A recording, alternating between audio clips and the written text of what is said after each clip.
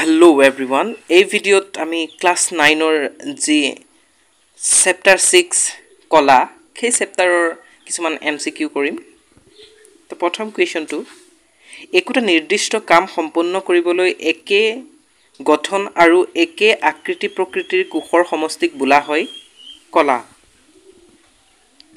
ইয়াত অপচনত দিয়া আছে অংগ, অংগতন্ত্ৰ, কলা, কোষ। এটো কলা হয়। তলৰ কোনবিধ কলাই কাণ্ড আৰু শিপাৰ দৈৰ্ঘ্য বৃদ্ধিত সহায় কৰে? নিৱেশিত ভাজক কলাই, অগ্ৰস্থ ভাজক কলাই, পাৰ্শ্বীয় ভাজক কলাই, ওপৰৰ এটাও নহয়। অগ্ৰস্থ ভাজক কলাই। পেৰেনকাইমা কলাৰ জলজ উদ্ভিদক পানীত উপঙি থকাত সহায় কৰা কলাবিধক বোলা হয় ক্লৰেনকাইমা, বায়ু কলা, কলেনকাইমা, ভাজক কলা। এটো বায়ু কলা বুলি কোৱা হয়। ভাজক কলাবোৰ কোষবোৰ বিভাজন ক্ষমহীন। এ আৰু বি দুয়োটা, ওপৰৰ এটাও নহয়। তো ইয়াৰ বিভাজন ক্ষম হয়। তলৰ কোনবিধ কলাৰ বাবে উদ্ভিদ স্থিতিস্থাপকতা গুণ সম্পন্ন? ক্লৰেনকাইমা, স্লেৰেনকাইমা, এভেনকাইমা, কলেনকাইমা। পানীৰ দেহক সুৰক্ষা দিয়াৰ বাবে থকা বাহ্যিক আৱৰণখনেই হ'ল স্নায়ু কলা, আচ্ছাদক কলা, সংযোজক কলা, পেশী কলা। আচ্ছাদক কলা। নাৰিকলৰ বাকলি গঠন কৰা কলাবিধ হ'ল স্কেৰেনকাইমা, কলেনকাইমা, এভেনকাইমা, ক্লৰেনকাইমা। স্কেৰেনকাইমা। তেজ বা ৰক্ত হৈছে এবিধ আচ্ছাদক কলা, স্নায়ু কলা, সংযোজক কলা, অস্থি কলা, সংযোজক কলা। এডাল অস্থিক আন এডাল অস্থিৰ লগত বান্ধি ৰখা সংযোজক কলাবিধক বোলা হয় টেংগুন, লিগামেণ্ট, উপাস্থি, মেটকলা। লিগামেণ্ট। তেজৰ অৰ্ধজুলীয়া আধাৰ দ্ৰব্যক বোলা হয় লোহিত ৰক্তকণিকা, শ্বেত ৰক্তকণিকা, প্লাজমা, অনুচক্ৰিকা। প্লাজমা। টেণ্ডনে তলতীয়া কোনযোৰৰ মাজত সংযোগী কলা হিচাপে থাকে? পেশী আৰু হাড়, পেশী আৰু পেশী, হাড় আৰু হাড়, অস্থি আৰু উপাস্থি। পেশী আৰু হাড়। মকজ উদ্ভিদৰ বহিঃত্বকখন ঢাকি ৰখা পদাৰ্থবিধ হ'ল সোয়াবিন, কিউটিন, কৰ্ক, ওপৰৰ তিনিওটা। কিউটিন। উদ্ভিদৰ কোনবিধ কলাৰ আটাইবিলাক কোষেই মৃত? পেৰেনকাইমা, ফ্লয়েম, জাইলেম, ওপৰৰ এটাও নহয়। জাইলেম। চিলিয়াযুক্ত আৱৰণী কলা পোৱা যায় অন্ত্ৰত, শ্বাসনলীত, ছালত, ৰেটিনাত। শ্বাসনলীত। হৰিতকণা থকা পেৰেনকাইমীয় কোষবিলাক হ'ল কলেনকাইমা, ক্লৰেনকাইমা, স্কেৰেনকাইমা, ওপৰৰ এটাও নহয়। ক্লৰেনকাইমা। এতিয়া কিছুমান আমি শৰ্ট কুৱেশ্যন চাম যিবোৰ এমচিকিউ আকাৰতো আহিব পাৰে বা ডাইৰেক্ট কুৱেশ্যন এনসাৰ হিচাপেও লিখিব লগা হ'ব পাৰে। কলা কাক বোলে? নিৰ্দিষ্ট শৈলীৰে সজ্জিত উৎকৃষ্ট কাৰ্য দক্ষতাৰে কোনো কাম সম্পন্ন কৰা কোষৰ সমষ্টিক কলা বোলে। উদ্ভিদৰ কলা কেনেধৰণে শ্ৰেণী বিভাজন কৰা হয়? উদ্ভিদৰ কলাক দুই ধৰণে শ্ৰেণী বিভাজন কৰা হয় ভাজক কলা আৰু স্থায়ী কলা। ভাজক কলা কাক বোলে? উদ্ভিদৰ বৃদ্ধি কেৱল মাত্ৰ কিছুমান নিৰ্দিষ্ট অঞ্চলতে সংঘটিত হয়। এই অঞ্চলটো বিভাজনশীল কলাৰে গঠিত। সেইবাবে এই কলাবোৰক ভাজক কলা বোলে। ভাজক কলা কেইধৰণে বিভাজন কৰিব পাৰি লিখা? ভাজক কলা তিনি ধৰণে ভাগ কৰিব পাৰি অগ্ৰস্থ ভাজক কলা, পাৰ্শ্বীয় ভাজক কলা, নিৱেশিত ভাজক কলা। অগ্ৰস্থ ভাজক কলা ক'ত থাকে? অগ্ৰস্থ ভাজক কলা বিলাক উদ্ভিদৰ কাণ্ড আৰু শিপাৰ একেবাৰে অগ্ৰ অংশত থাকে। পাৰ্শ্বীয় ভাজক কলা ক'ত থাকে? ই কাণ্ডত থাকে। নিৱেশিত ভাজক কলা কাক বোলে? নিৱেশিত ভাজক কলা উদ্ভিদৰ পাতৰ ঠাৰিৰ গুৰিত বা গা গছৰ গাঁঠিৰ কাষত থাকে। ভাজক কলা কিহেৰে গঠিত? ভাজক কলা চেলুলোজৰ দ্বাৰা গঠিত। বিভেদন কাক বোলে?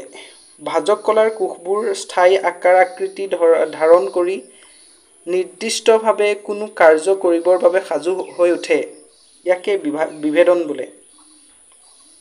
বিভিন্ন প্ৰকাৰৰ স্থায়ী কলাৰ নাম লিখা। স্থায়ী কলা দুই ধৰণে ভাগ কৰিব পাৰি: সৰল স্থায়ী কলা, জটিল স্থায়ী কলা। সৰল স্থায়ী কলাৰ এটা উদাহৰণ দিয়া। পেৰেনকাইমা কলা।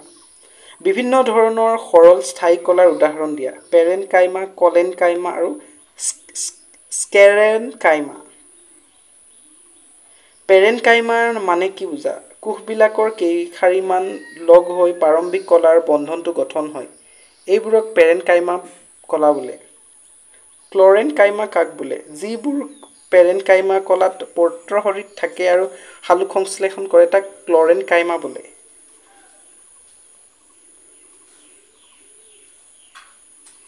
কলেনকাইমা বুলিলে কি বুজা? উদ্ভিদৰ স্থিতিস্থাপকতা গুণটো অন্য এবিধ কলাৰ বাবে সম্ভৱপৰ হৈ উঠে। এইবোৰ কলাক কলেনকাইমা কলা বোলে। স্কেৰেনকাইমা কলা কাক বোলে? যিবোৰ কলাৰ বাবে উদ্ভিদ দেহ গঠিত আৰু দৃঢ় হয় সেইবোৰ কলাক স্কেৰেনকাইমা বোলা হয়। বায়ু কলা কাক বোলে? জলজ উদ্ভিদৰ ক্ষেত্ৰত পেৰেনকাইমা কোষবিলাকৰ মাজত যথেষ্ট ডাঙৰ ডাঙৰ কোষ মধ্যৱৰ্তী স্থানত থাকি উদ্ভিদজোপাক পানীত উপঙি থকাত সহায় কৰে। তেনেধৰণৰ পেৰেনকাইমাক বায়ু কলা বোলে। স্কেৰেনকাইমা কলাৰ এটি উদাহৰণ দিয়া। নাৰিকলৰ বাকলি। স্কেৰেনকাইমা কলাৰ এটি বিশেষত্ব লিখা। এই কলাৰ কোষবিলাক মৃত। কি ৰাসায়নিক পদাৰ্থৰ বাবে স্কেৰেনকাইমা কলাৰ কোষবিলাকৰ কোষবেৰ টান আৰু দৃঢ় হয়? লিগনিন নামৰ ৰাসায়নিক পদাৰ্থৰ বাবে। দুটা জটিল কলাৰ উদাহৰণ দিয়া। জাইলেম আৰু ফ্লোয়েম। জাইলেম কলা কি কি কোষেৰে গঠিত? জাইলেমবিলাক ট্ৰেকাইট, নলিকা, জাইলেম, পেৰেনকাইমা আৰু কাষ্ঠ তন্ত্ৰৰ দ্বাৰা গঠিত। ফ্লোয়েমবিলাক কিহেৰে গঠিত? ফ্লোয়েম 4 প্ৰকাৰৰ কোষৰ দ্বাৰা গঠিত: চালনী নলিকা, সংগী কোষ, ফ্লোয়েম তন্ত্ৰ আৰু ফ্লোয়েম পেৰেনকাইমা। প্ৰাণী কলাৰ ভাগবোৰ লিখা। আচ্ছাদক কলা, সংযোজক কলা, পেশী কলা, স্নায়ু কলা আদি। তেজ কোন শ্ৰেণীৰ কলা? সংযোজক কলা। আচ্ছাদক কলা কাক বোলে? প্ৰাণী দেহক সুৰক্ষা দিয়াৰ বাবে বাহ্যিক আৱৰণখনেই হ'ল আচ্ছাদক কলা। ঐচ্ছিক পেশী বুলিলে কি বুজা? প্ৰাণীৰ ইচ্ছামতে সংকুচিত নাইবা প্ৰসাৰিত কৰিব পৰা পেশীক ঐচ্ছিক পেশী বোলে। ঐচ্ছিক পেশীৰ উদাহৰণ দিয়া। হাতখন বা ভৰিখন। অনৈচ্ছিক পেশী বুলিলে কি বুজা? প্ৰাণীয়ে ইচ্ছা কৰিলে যিবোৰ পেশী লৰচৰ কৰিব নোৱাৰে নাইবা লৰচৰ বন্ধও কৰিব নোৱাৰে তেনেবোৰ পেশীক অনৈচ্ছিক পেশী বোলে। কোন ধৰণৰ পেশীত অনুপ্ৰস্থ ৰেখাত নাথাকে? অৰেখিত পেশীত।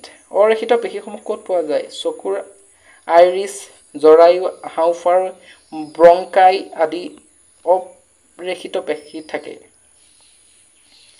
অনৈচ্ছিক পেশীৰ উদাহৰণ দিয়া। হৃদপেশীবোৰ এক প্ৰকাৰৰ অনৈচ্ছিক পেশী। প্লাজমা কাক বোলে? তেজৰ অৰ্ধজলীয়া আধাৰ দ্ৰব্যক প্লাজমা বোলে। আৰবিচিৰ সম্পূৰ্ণ নাম কি? RBC red blood cells. ডব্লিউবিচিৰ সম্পূৰ্ণ নাম কি? White blood cells. তেজৰ কাম কি?